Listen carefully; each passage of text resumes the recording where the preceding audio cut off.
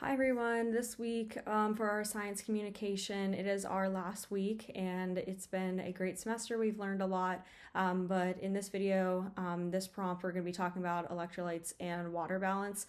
So the prompt was talking about coaching a little league team and they're playing a doubleheader. They're very active, and one of the athletes asks us, why do we need to replace electrolytes and what's the importance of this versus just drinking some water? So as we know from the last couple weeks of class, that the electrolytes play an extremely important role in fluid balance in our body, but also for neuron communication and on our musculoskeletal system in terms of muscle contraction. And it plays a huge role in the kidneys as well because they help maintain our fluid balance. And our electrolytes go hand in hand with water. Specifically, water will follow sodium wherever it goes. And we learned about that a little bit when we were talking about the kidneys and fluid water balance. So if you're exercising a lot, we know that we start to sweat to help keep our body cool.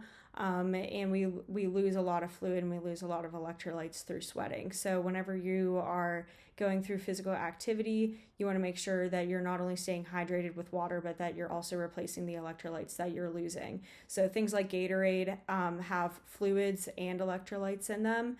And if you only drink water, then it can actually become dangerous because the water is going to dilute the amount of electrolytes that you have left in your body. So this really, when you look at the balance between the two, if you have more water versus electrolytes, then it'll cause the electrolyte component to drop.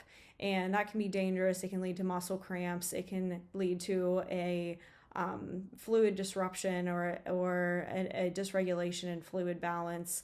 And you might have like muscle cramps or dizziness or just not be able to perform as well.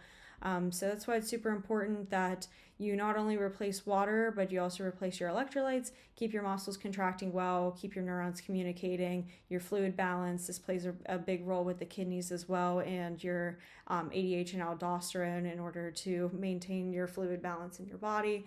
And yeah, so that's just a little bit about electrolyte and water balance for this week's communication.